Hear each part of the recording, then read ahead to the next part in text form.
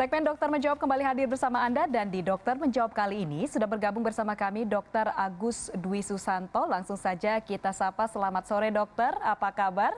Selamat sore, Mak. Terima kasih. Ya, dokter sehat ya, baik, alhamdulillah. Ya, Nah, dokter ini sudah ada pertanyaan yang kita kumpulkan dari warganet, sudah siap untuk dijawab? Siap. Baik, kita ke pertanyaan pertama. Pada hari ini yang diajukan dari media sosial Twitter, dokter @elda_davita. Dokter, apa yang dirasakan orang tanpa gejala ketika positif COVID-19 dan apakah ketika orang dirawat karena COVID-19 ini bisa jadi pelupa dan pendengarannya kurang karena obat? Oke, terima kasih ya.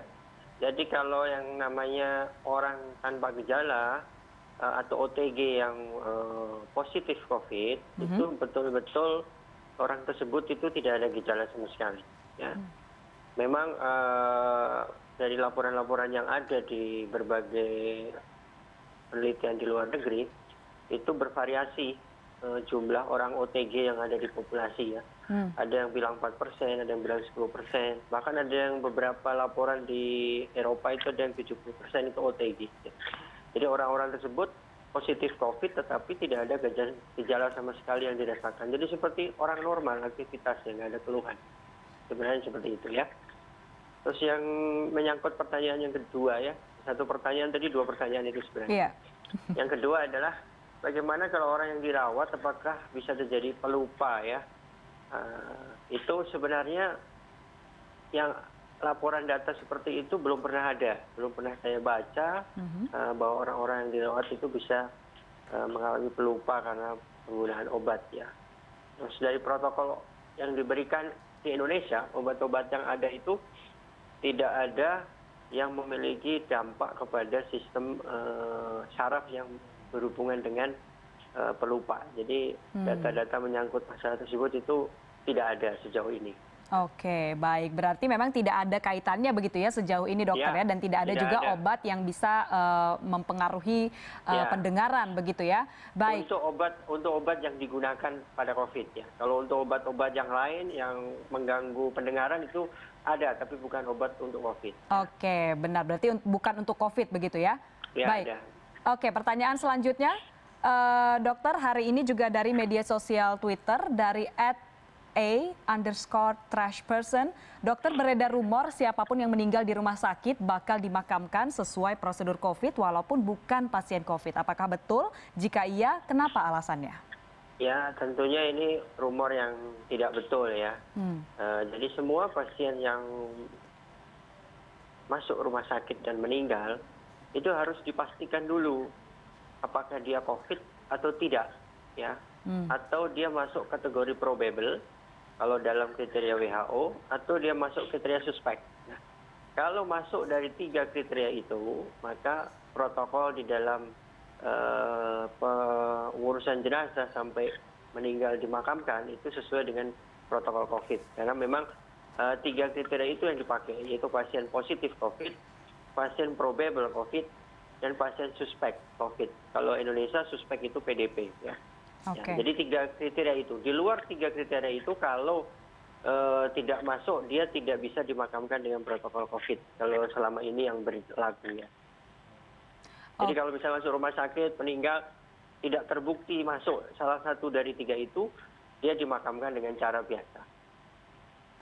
Oke, baik. Terima kasih Dokter Agus. Nah, langsung kita ke pertanyaan selanjutnya hari ini. Ini juga dari media sosial Twitter begitu, dari @lejek.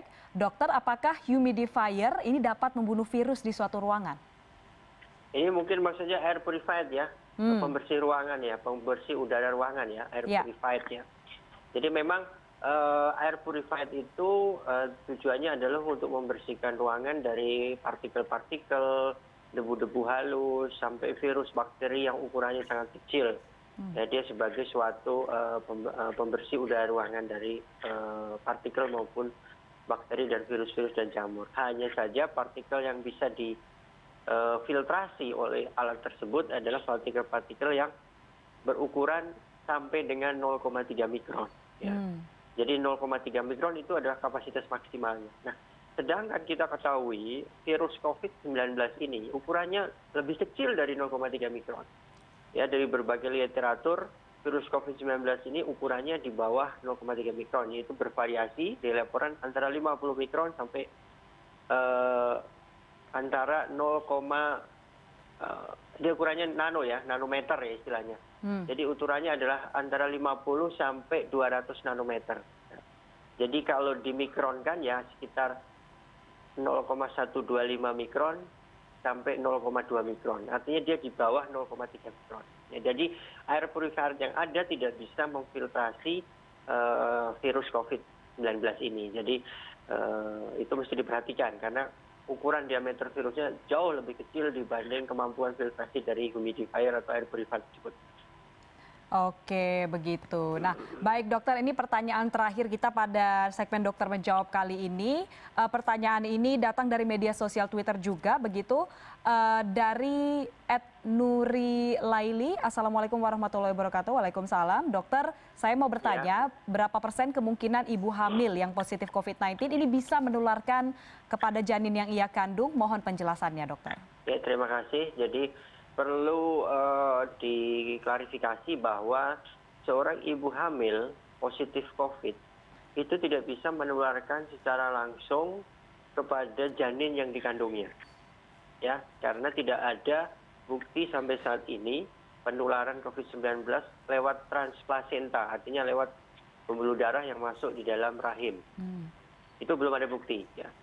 Jadi yang ada adalah ketika seorang bayi lahir dari seorang ibu yang hamil, kemudian dia langsung terinfeksi dari ibunya pada saat proses persalinan atau pada saat dia dioperasi misalnya. Itu bisa terjadi transmisi penularan dari seorang yang positif kepada bayinya.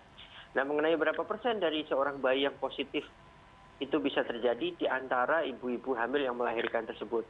Sampai sejauh ini datanya memang belum ada secara global, tetapi kalau pengalaman di rumah sakit tempat saya bekerja, yaitu rumah sakit rujukan COVID di Jakarta, itu angkanya berkisar antara 14% sampai 20%. Jadi sekitar segitulah, antara 14 sampai 20% dari ibu hamil yang melahirkan bayinya itu bisa terinfeksi dari ibunya sehingga dia menjadi positif.